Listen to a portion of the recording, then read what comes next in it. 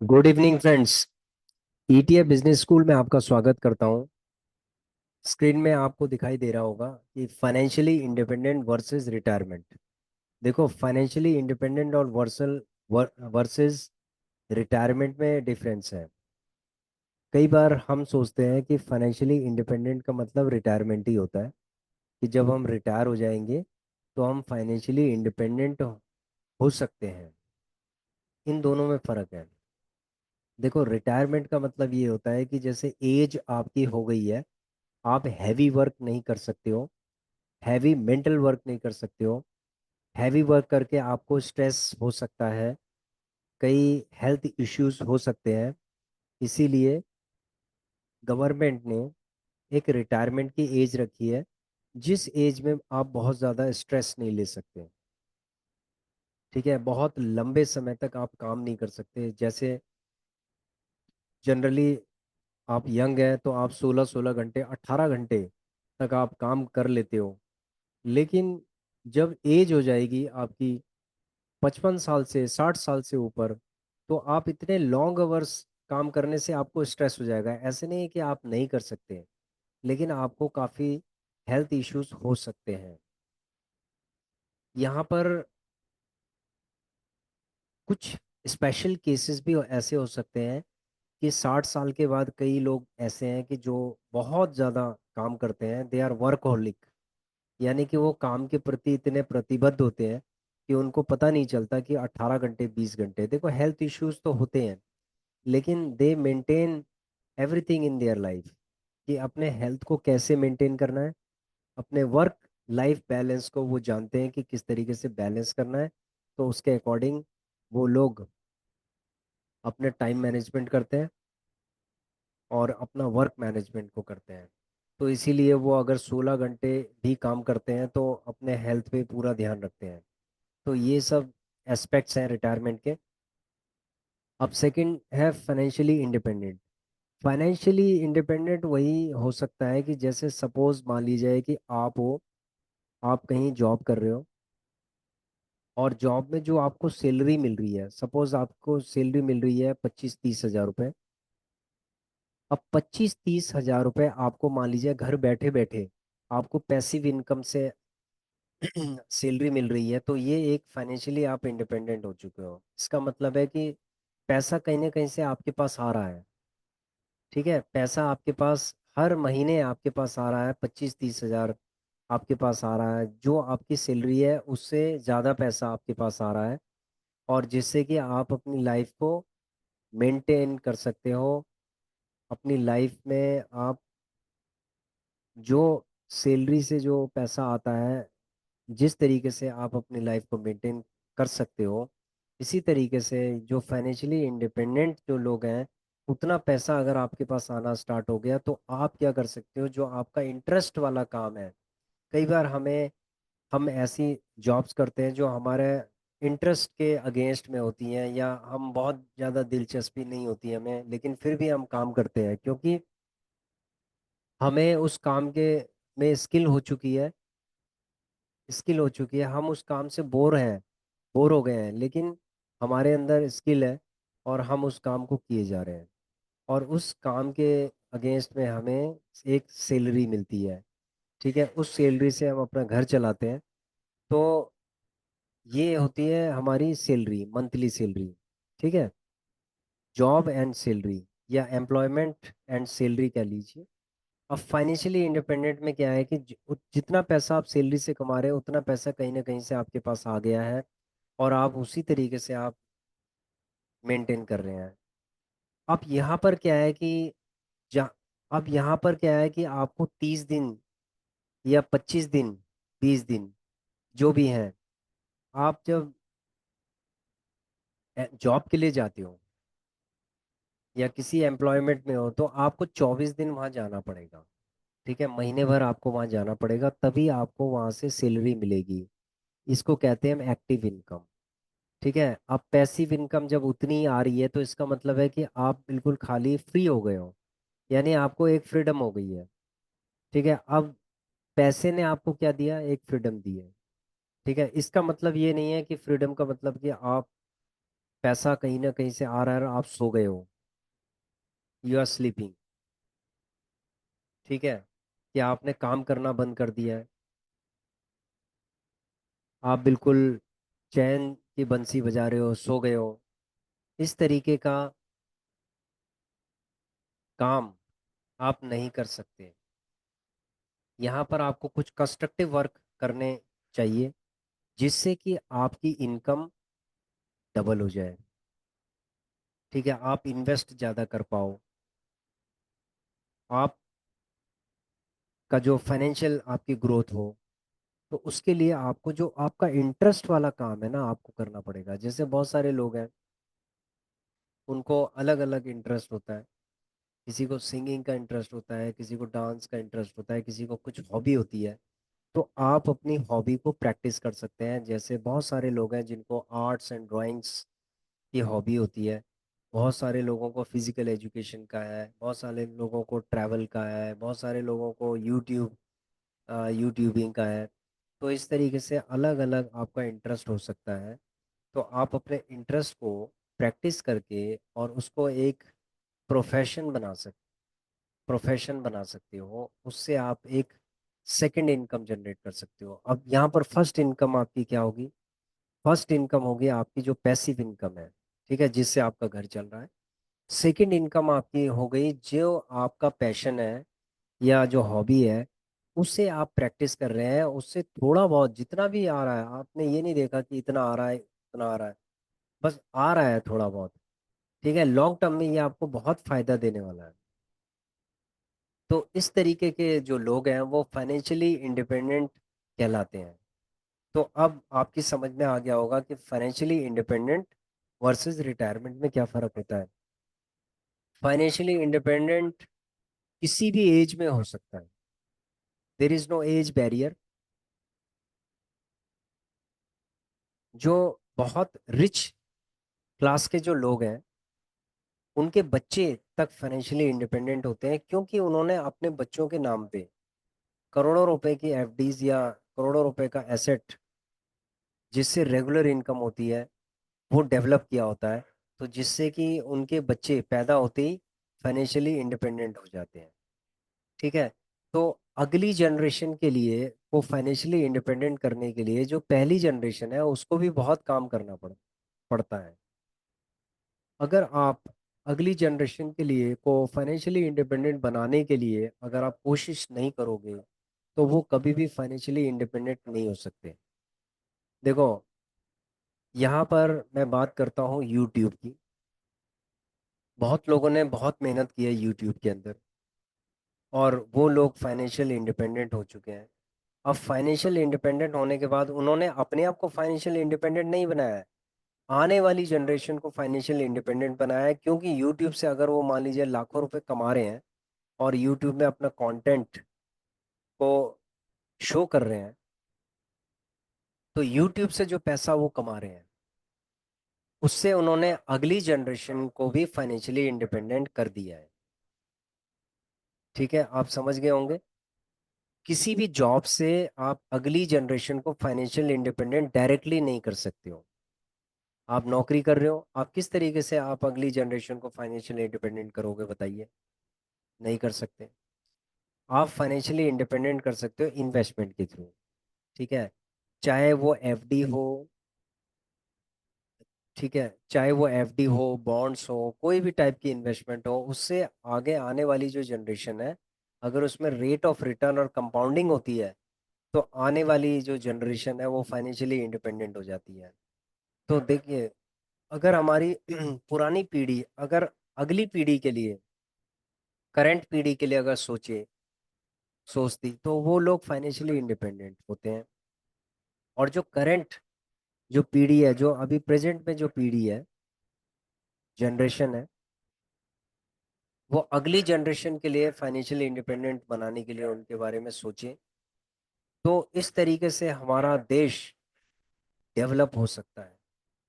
हम लोग क्या करते हैं, हम लोग आने वाली जनरेशन को फाइनेंशियल इंडिपेंडेंट नहीं होने देते। क्यों? क्योंकि हम इतने लोन ले लेते हैं हम उनको फाइनेंशियली इंडिपेंडेंट बनाने की बजाय उनको फाइनेंशियली डिपेंडेंट बनाते हैं। हम कहते हैं आप जॉब कीजिए। देखो जॉब अच्छी चीज़ है उनके हॉबी के हिसाब से, या प्रोफेशन जो भी वो चुनते हैं वो अच्छा है। लेकिन फाइनेंशियली इंडिपेंडेंट कैसे होगा जब आप अपने बच्चों, मान लीजिए आपका बच्चा है, वो अभी 5 साल का है, 7 साल का है, तो अगर आपने उस बच्चे के नाम से अगर डीमेट अकाउंट खुलवा दिया और उसके अकाउंट में आप 2-2 हज़ार रुपये डाल रहे हैं, तो 40 साल बाद वो कितना हो जाएगा?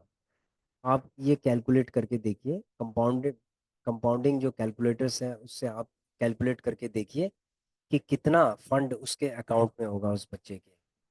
ठीक है? क्या वो फाइनेंशियली इंडिपेंडेंट नहीं हो पाएगा? आप ये कैलकुलेशन आप खुद करके देखिए।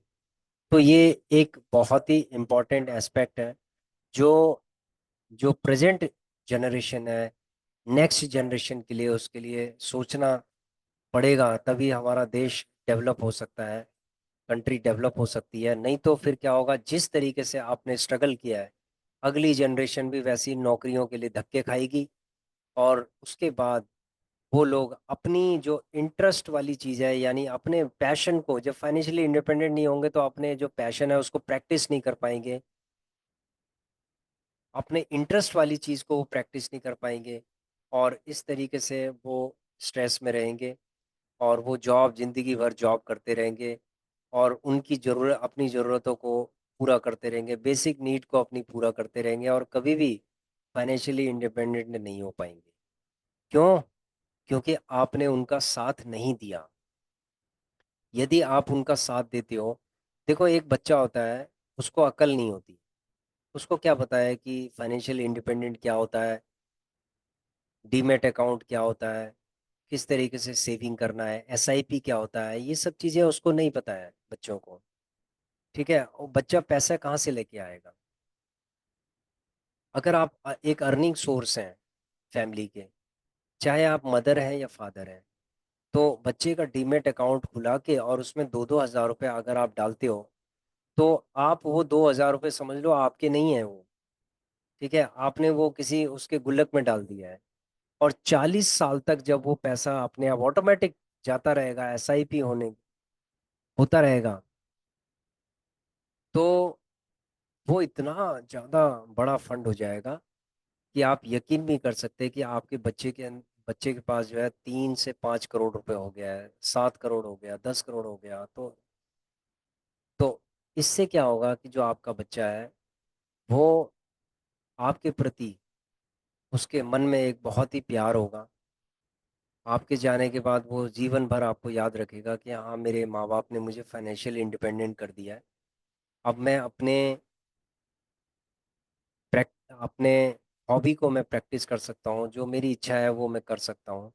लेकिन बच्चों को ये भी सिखाना है कि जो पैसा आपको धरोहर में मिल रहा है, फाइनेंशियली इंडिपेंडेंट आपको बना रहा है, ठीक है, उसमें आपको भी कंट्रीब्यूट करना है। तो जब बच्चे यंग हो जाएंगे, जब कमाने लगेंगे, तो उसको जो एसआईपी, आपकी 2 हज़ार रुपये एसआईपी चल रही है, और 2 दूनी 4 4 हज़ार रुपये उनको भी डालना है। बोल उनको ये कहना है कि 2 हज़ार रुपये अगर हम डाल रहे हैं इस डीमेट अकाउंट के अंदर या इस अकाउंट में, तो 4 हज़ार रुपये हमसे डबल आपको डालना है। तो 40 साल में वो कम से कम, अगर जो 5 करोड़ होना होगा तो 15 करोड़ हो जाएगा, यानी कि 3 गुना हो जाएगा। तो बच्चों को ये भी आपने इन्वॉल्व करना है उनको। ठीक है? तो ये डिफरेंस है फाइनेंशियली इंडिपेंडेंट और रिटायरमेंट के बीच में। ठीक है फ्रेंड्स, अब आगे चलते हैं। Top 10 ETFs, ultimate result of SIP. Systematic investment plan के लिए देखो, म्यूचुअल फंड तो है ही है। म्यूचुअल फंड आप सेलेक्ट कर सकते हैं कि कौन से ऐसे म्यूचुअल फंड है कि जो बहुत ही टॉप क्लास के म्यूचुअल फंड है और वो लॉन्ग टर्म में आपको कितनी ग्रोथ देते हैं, वो उनका रिकॉर्ड्स और उनकी हिस्ट्री देख के ही पता चलेगा। यहाँ पर हम बात करते हैं ईटीएफ की, क्योंकि ईटीएफ की हिस्ट्री हमें पता है, हमने इसको देखा है। हम ये बहुत ही ट्रांसपेरेंट है। आप इसके चार्ट से भी आप इसकी ट्रांसपेरेंसी को देख सकते हैं, आप स्टडी कर सकते हैं इनके ऊपर। ठीक है? जैसे निफ्टी बीज है, तो निफ्टी 50 यानी कि 50 कंपनियों का एक समूह है। और 50 कंपनियां वो कंपनियां हैं जो टॉप क्लास की इंडियन कंपनी है, जो इंडियन इकोनॉमी में कंट्रीब्यूट करती हैं। ठीक है, ये वो कंपनियां हैं। तो ये निफ्टी 20 एक ईटीएफ है, एक्सचेंज ट्रेडेड फंड है, जो 15% का CAGR ग्रोथ देता है। आप ये समझ लीजिए कि 15% कंपाउंडेड रिटर्न ये दे रहा है। सेकंड है बैंक 20। टॉप क्लास के जो बैंक्स हैं उनसे मिलके ये ETF बना है बैंक 20। ये भी 15% के आसपास ही आपको देता है। देखो एवरेज अगर लगाएंगे तो किसी का 16 भी हो सकता है, 18 हो सकता है, किसी का 20 हो सकता है, किसी का 10 हो सकता है। तो जो एवरेज आप सबका लगाएंगे तो 15% के आसपास ही आएगा। तो बैंक 20 है, सेकंड ETF बैंक 20 है। थर्ड ETF है मॉन, यानी मोतीलाल ओसवाल नास्डैक 100 है। ये बहुत ही अच्छा ETF है, ये इंटरनेशनल एक्सपोजर है। पब्लिक सेक्टर अंडरटेकिंग बैंक 20 है। इसमें पब्लिक सेक्टर अंडरटेकिंग जो बैंक्स हैं उनका वो इंक्लूडेड है इसके अंदर। ठीक है, ये बहुत ही ज़बरदस्त ETF है पब्लिक सेक्टर अंडरटेकिंग बैंक्स का। IT 20 है, IT की जो टॉप क्लास की जो कंपनीज है उनका ETF है, इसको हम IT 20 कहते हैं। गोल्ड 20 है। देखो गोल्ड का रेट हमेशा बढ़ता ही जा रहा है, बढ़ता ही जा रहा है। तो ये गोल्ड 20 है। ये गोल्ड 20 एक ETF है, गोल्ड का ETF है। ऑटो 20 है। ऑटो की इसमें टॉप क्लास की कंपनियां हैं, बहुत अच्छी कंपनियां हैं इसमें। और ये ऑटो 20 का जो चार्ट है आप देखेंगे, इसके अंदर बहुत ग्रोथ है और आगे भी ग्रोथ होती रहेगी। अगर मान लीजिए EV के अंदर भी आएंगे तो ऑटो कंपनियां होंगी। तो ये यही ऑटो कंपनियां, यानी ऑटो 20 के अंदर ही वो कंपनियां हैं जो EV का भी प्रोडक्शन करेंगी, तो इसमें ग्रोथ होगी होगी। फार्मा 20 है, ये हेल्थ केयर का है, यानी फार्मेसी है कि टॉप क्लास की कंपनियां हैं इसके अंदर, इस ETF के अंदर। सिल्वर 20 है, ये सिल्वर का ETF है। जूनियर 20 है, ये नेक्स्ट 50 जो कंपनीज हैं ये उनका ETF है। तो यहाँ पर हमने आपको 10 ETF बताए हैं। जूनियर 20 1 2 3 4 5 6 7 8 9 10, ये 10 ETF हैं।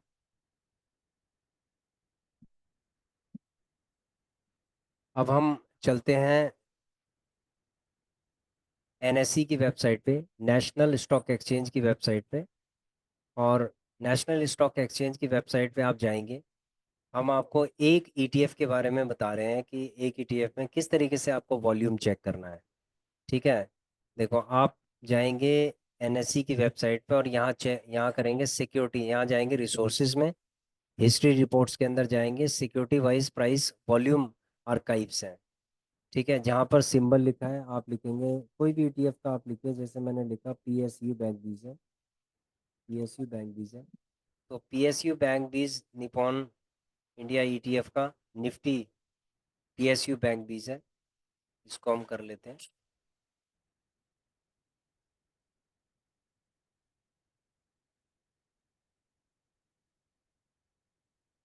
PSU bank 20।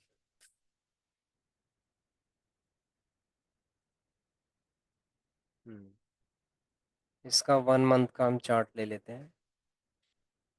1 मंथ का डाटा हमने ले लिया।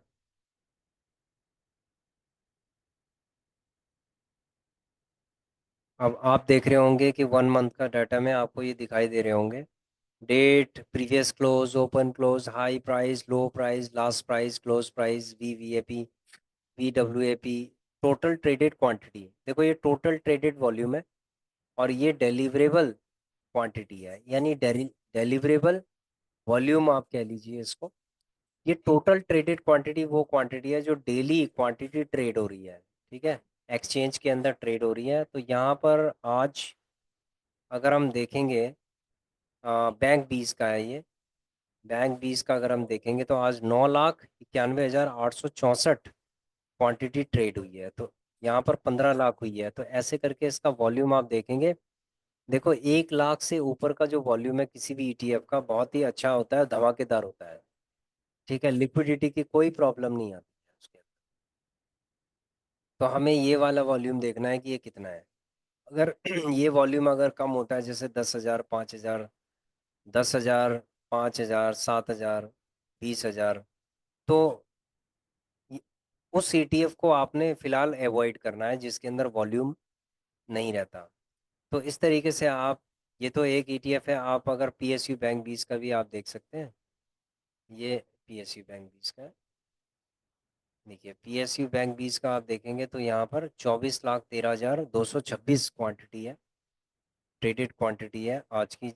5 जुलाई 2024 को 24,13,226 क्वांटिटी ट्रेड हुई है। तो देखो, किसी दिन 30 लाख भी हुई है। ठीक है, किसी दिन 30 लाख हुई है, किसी दिन 31 लाख भी ऑलरेडी हो चुकी है, तो किसी दिन 11 लाख भी हुई है। तो ये ट्रेडेड जो क्वांटिटी है ये चेंज होती रहती है, वॉल्यूम चेंज होता रहता है। ठीक है, लेकिन एक ओवरऑल ये 10 लाख से ऊपर है। इसका मतलब है कि 1 लाख से ऊपर अगर कोई है तो वो बम्पर ईटीएफ माना जाता है, उसमें लिक्विडिटी में कोई प्रॉब्लम नहीं होती है। तो ये इसीलिए हमने आपको ये दिखाया था कि वॉल्यूम, ताकि आप वॉल्यूम चेक करें। ठीक है, तो एनएससी की वेबसाइट पे जाके और आपने हिस्ट्री, आपने जाना है रिसोर्सेज के अंदर security wise price volume archive history reports के अंदर, और उसके बाद आपने मंथली, डे वाला दिखाएगा, वीक वाला दिखाएगा, मंथ वाला दिखाएगा, आपने 1 मंथ का देखना है। तो 1 मंथ में आप देखेंगे वॉल्यूम। ठीक है, कि वॉल्यूम कितना कितना वॉल्यूम हो रहा है इसका। तो ये लिक्विडिटी चेक करने के लिए है जो मैंने आपको बताया। तो आप इन 10 ईटीएफ की लिक्विडिटी भी चेक कर सकते हैं कि किसकी लिक्विडिटी कितनी है। ये सारी लिक्विडिटी आप चेक कीजिए कि निफ्टी 20 की लिक्विडिटी कितनी है, बैंक 20 की कितनी है, मॉन 100 की कितनी है, सबकी लिक्विडिटी आप चेक कीजिए और नोट कीजिए कि कितनी लिक्विडिटी है। जिसकी लिक्विडिटी अच्छी होगी, आप ये समझ लीजिए कि वो आप रिटायरमेंट के टाइम पे भी आप उन ईटीएफ्स को रख सकते हैं। अल्टीमेट जो रिजल्ट है एसआईपी के बाद आपको मिलेगा। ठीक है, हम बात कर रहे हैं 12-15% की, आपको 20-20% तक का भी रिटर्न मिल सकता है आफ्टर एसआईपी। ठीक है, जैसे सपोज फॉर एग्जांपल आप 10 ईटीएफ आपने लिए हैं और आप सोच रहे हैं कि ये जो 10 के 10 ईटीएफ है इसके अंदर मुझे मुझे एसआईपी करनी है और रिटायरमेंट होना है मुझे इन 10 ईटीएफ के अंदर, तो आप क्या करेंगे? देखो कुछ स्ट्रेटजीज हैं जो आपको फॉलो करनी है, लेकिन आपको मंथली इन्वेस्टमेंट की एक स्ट्रेटजी आपको बनानी पड़ेगी। आपकी देखो अपनी स्ट्रेटजी हो सकती है, हमने बहुत सारी वीडियोस बनाई हैं, तो आपकी कुछ पर्सनल स्ट्रेटजीज हो सकती हैं। मैं उस पर कोई भी इंटरफेयर नहीं करना चाहूँगा, लेकिन यहाँ पर हम मंथली इन्वेस्टमेंट की बात कर रहे हैं कि आपने 10,000 रुपये मान लीजिए मंथली इन्वेस्टमेंट किया, 18% के का आपको रिटर्न मिलता है, कंपाउंडेड रिटर्न मिलता है 18% का। टाइम पीरियड हो गया 15 साल का। मैं ज़्यादा नहीं लगाता, ना मैं 10 लगाता हूँ, कम लगाता हूँ, और ना ही 20 साल का कर रहा हूँ। मैं सिर्फ 15 साल का करता हूँ। 10,000 के मंथली इन्वेस्टमेंट में आपका 91 लाख रुपए होता है जी। यानी कि ये आप अपने लिए, ये अपने रिटायरमेंट के लिए भी आप ये कर सकते हैं। ठीक है, आप अपने रिटायरमेंट के लिए, क्लियर हो गया, अपने रिटायरमेंट के लिए। अब दूसरी चीज, सेकंड ऑप्शन के अंदर आते हैं। देखो, एक मिनट मैं स्लाइड में चलता हूँ। यहाँ पर आता है रिटायरमेंट के लिए। तो रिटायरमेंट के लिए सेकंड वाले ऑप्शन में अगर 10,000 रुपये आप कर रहे हैं मंथली, 18% के हिसाब से अगर मिल रहा है, 15 साल, मान लीजिए 15 साल बाद आपको रिटायर होना है, तो आपने, आपको 1 CR के आसपास आपको मिल जाएगा, 1 करोड़ के आसपास आपको मिल जाएगा, जो आपके रिटायरमेंट के लिए आई थिंक बहुत है। अगर आपने एफडी भी कर दी, 1 करोड़ की एफडी कर दी, तो उसका कुछ ना कुछ आपको आप विड्रॉ करते रहेंगे और आपका उसमें मैनेज होता रहेगा। ठीक है, एक तो हो गई है आपके रिटायरमेंट के लिए। अब आते हैं हम फाइनेंशियली इंडिपेंडेंट। देखो, यहाँ पर ये हम रिटायरमेंट की बात कर रहे थे। अब फाइनेंशियली इंडिपेंडेंट के लिए अगर मान लीजिए कि आप 6,000 रुपये आप इन्वेस्ट कर रहे हैं, और इसका जो रेट ऑफ रिटर्न आता है 22% के हिसाब से, और ये आपने किया 35 साल के लिए। ठीक है, आप 30 साल के लिए लगा लीजिए, ये 4,000 रुपया। ठीक है, 4,000 रुपीज आपने मंथली इन्वेस्टमेंट किया डीमेट अकाउंट के अंदर, अपने वार्ड के या अपने बच्चों के डीमेट अकाउंट। उनको फाइनेंशियली इंडिपेंडेंट बनाने के लिए आपकी एक क्या स्ट्रेटजी है? देखो, हम लोग क्या करते हैं जनरली, हम एक स्ट्रेटजी बनाते हैं या एक हमारा कंसेप्ट होता है कि भाई हमने कमाना है बच्चों के एजुकेशन के लिए। अब आप क्या कर रहे हैं, बच्चों को पढ़ा रहे हैं, ठीक है, एडिशनली भी खर्चा कर रहे हैं, बहुत खर्चा कर रहे हैं उनके ऊपर। ठीक है, खर्चे के लिए तो आपका प्लान है कि मैंने ये खर्चा करना है। ठीक है, लेकिन उनके इन्वेस्टमेंट के लिए क्या आपके पास कोई प्लान है क्या? क्या आपके पास कोई प्लान है? उनको फाइनेंशियली इंडिपेंडेंट बनाने का कोई प्लान है आपके पास? शायद आपके पास नहीं है। आपके पास सिर्फ एक प्लान है कि हम उनके एजुकेशन के लिए क्या क्या खर्चा करना है, बस उसके लिए आपको कमाना है और वो खर्चना है, कमाना है, खर्चना है, कमाना है, खर्चना है। तो जो कमाया हुआ है वो सारा का सारा आपने खर्च कर दिया है। ठीक है, आपको महंगी एजुकेशन उसको देनी है, बहुत सारे सर्टिफिकेशन बच्चों को कराने हैं, कभी आप ये सर्टिफिकेशन करा रहे हो, कभी कुछ करा रहे हो, कभी कुछ करा रहे हो, तो आप क्या कर रहे हो कि पैसा उसको मेंटल डेवलपमेंट के लिए पता नहीं क्या क्या करा रहे हो। तो आप क्या है कि उसको उसको मल्टी स्किल तो बनाने के लिए आप कोशिश कर रहे हो, लेकिन आप क्या आप अपना पैसा बर्बाद कर रहे हो? ये सोचने वाली बात है। ठीक है, क्या आप अपना पैसा बर्बाद कर रहे हो? एक्सेसिव जो फंडिंग होती है एजुकेशन के लिए, वो बहुत ही खतरनाक होती है। ठीक है, उससे कुछ भी हासिल नहीं होता है। बहुत ज़्यादा आप पैसा अगर बर्बाद कर रहे हो, तो इसीलिए आपको इंटेलेक्चुअल तरीके से सोचना चाहिए। देखो, मैं किसी को ये नहीं कहता कि आप अपने बच्चों के ऊपर एजुकेशन के ऊपर खर्च मत कीजिए, आप कीजिए, लेकिन जो अननेसेसरी वाला होता है ना वो मत कीजिए। जो नेसेसरी वाला है ना वो आप कीजिए। ठीक है, अब जो अननेसेसरी वाला है ना उसको आप सेव करके और उसके डीमेट अकाउंट में, बच्चे के ही डीमेट अकाउंट के अंदर आप डालिए 4,000 रुपये मंथली। अगर आप डालते हैं और ये 22% का रिटर्न देता है, आप कुछ नहीं करना, आपको 4-4 हज़ार रुपये आप निफ्टी 20 और निफ्टी 20 और एक गोल्ड 20, निफ्टी 20 और गोल्ड 20 के अंदर आप डालते रहिए। सिर्फ दो ईटीएफ के ऊपर भी अगर आप रिटायर हो सकते हैं, सॉरी, फाइनेंशियल इंडिपेंडेंट बना सकते हैं आ, अपने बच्चों को। तो आप मान लीजिए एक बच्चा है या दो बच्चे हैं तो 2-2 हज़ार करके कर लो, एक बच्चा है तो 4,000 कर लो। ठीक है, इस तरीके से आप कर सकते हैं। तो 4,000 मान लीजिए आपने स्टार्ट अगर कर दिया है 22% के हिसाब से 30 साल के लिए, मान लीजिए आज बच्चा आपका 15 साल का है, तो उसको फाइनेंशियली इंडिपेंडेंट के लिए आपने 30 साल का एक प्लान बनाया कि भाई 30 साल बाद ये फाइनेंशियली इंडिपेंडेंट हो जाएगा। जब तक हम हैं तब तक हम 4,000 रुपये इसके उसमें सबमिट करते रहेंगे, और जब ये जॉब पे लग जाएगा तो ये 4,000 तो हमारा जाएगा ही जाएगा, प्लस क्या है कि 4,000 के साथ साथ 2,000 रुपये और जाएगा, तो यानी कि 6,000 रुपये। ठीक है, तो ये 30 साल का आपका हो गया। इकाई, दहाई, सैकड़ा, हजार, 10,000, लाख, 10 लाख, करोड़। एक मिनट, जस्ट सेकेंड। 4,000, 4,000 तो ये 15 करोड़ के आसपास आ गया। तो 30 साल मान लीजिए कि आपने किया 4,000 के हिसाब से, और अब क्या है कि 4,000 उसने किया। ठीक है, सिर्फ 15 साल किया। ठीक है, 4,000 उसने कितने किए, 15 साल किए, 20 साल किए, 20 साल किया। इकाई, दहाई, सैकड़ा, हजार, 10,000, लाख, 10 लाख, करोड़। कम से कम 16 करोड़ के आसपास, मतलब 15 से 16 करोड़ रुपए दोनों ने किया। क्योंकि उसको भी इन्वॉल्व करना पड़ेगा आपको एसआईपी करने के लिए, तभी तो हैबिट बनेगी ना। ठीक है। तो ओवरऑल देखा जाए तो 30 साल बाद उसको 30 करोड़ से 25 से 30 करोड़ रुपए के आसपास, सॉरी 15 से 20 करोड़ के आसपास उसको मिलेगा।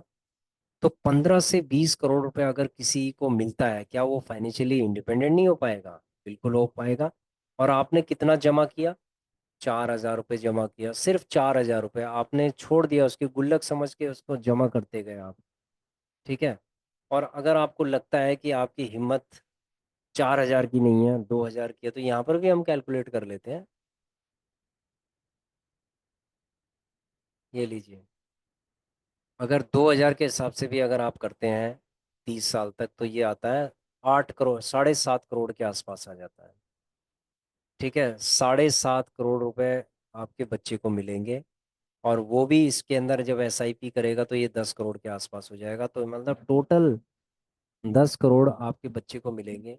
ये तो जो आप एलआईसी कराते हो या जो लॉन्ग टर्म इन्वेस्टमेंट कराते हो, ठीक है, उनसे तो ये 1 लाख गुना बेहतर है। जो आप इंश्योरेंस कराते हो, बच्चों की इंश्योरेंस करा रहे हो, ठीक है, इंश्योरेंस और इन्वेस्टमेंट में बहुत ज़मीन आसमान का फ़र्क है। उसके लिए भी हम वीडियो बनाएंगे कि इन्वेस्टमेंट और इंश्योरेंस में क्या फ़र्क है। ठीक है, दोनों में क्या फ़र्क है, क्योंकि हम ना दोनों को एक ही चीज़ मानते हैं, लेकिन ये बहुत ही ज़्यादा डिफरेंट है। दोनों के इम्पैक्ट को भी हम बताएंगे कि एडवांटेज डिसएडवांटेजेस क्या है। ठीक है, यहाँ पर हम बात करते हैं इन्वेस्टमेंट की। तो इन्वेस्टमेंट में 10 करोड़ रुपए बहुत होता है, बहुत होता है। अगर किसी के पास 10 करोड़ रुपए है तो मैं ये समझता हूँ कि बहुत बड़ी रकम है। और फाइनेंशियल इंडिपेंडेंट बनने के लिए तो ये बहुत बड़ी रकम है। ठीक है, बस इस रकम को मेंटेन किया जाए और इससे और इनकम जनरेट किया जाए, ये उस बच्चे को सिखाना है, या उन बच्चों को हमें सिखाना है कि जो फंड आपके पास आएगा, इससे आप किस तरीके से इस फंड को और ज़्यादा ग्रो कर सकते हो। ये चीज़ हमने आपको सिखा दी है, और आपको अगली जनरेशन को या अगले उनको सिखानी है फिर अपने। ठीक है, इस तरीके से जनरेशन टू जनरेशन चलने वाला ये अ, एक तरीके का बिजनेस है इन्वेस्टमेंट का। और ये जनरेशन टू जनरेशन चलता है। और इसके साथ साथ क्या है कि आपको अपनी लाइफ भी एंजॉय करनी है। ये नहीं है कि आप सिर्फ इन्वेस्टमेंट किए जा रहे हैं और लाइफ को एंजॉय नहीं कर रहे हैं। इन्वेस्टमेंट के साथ साथ लाइफ को भी एंजॉय करना चाहिए। 2,000 रुपये कोई बहुत बड़ी बात नहीं, इन्वेस्टमेंट नहीं है। ये 2,000 रुपये कोई भी कर सकता है। ठीक है। तो फ्रेंड्स, यहाँ पर मैंने दोनों एस्पेक्ट क्लियर किए हैं कि फाइनेंशियली इंडिपेंडेंट क्या होता है और रिटायरमेंट क्या होता है। ठीक है, ये जो दोनों चीज़ें हैं, इनमें अब डिफरेंस आपको समझ में आ गया होगा। तो thanks for watching our video. We will bring more learning videos. Please subscribe, share and like our channel. Thank you.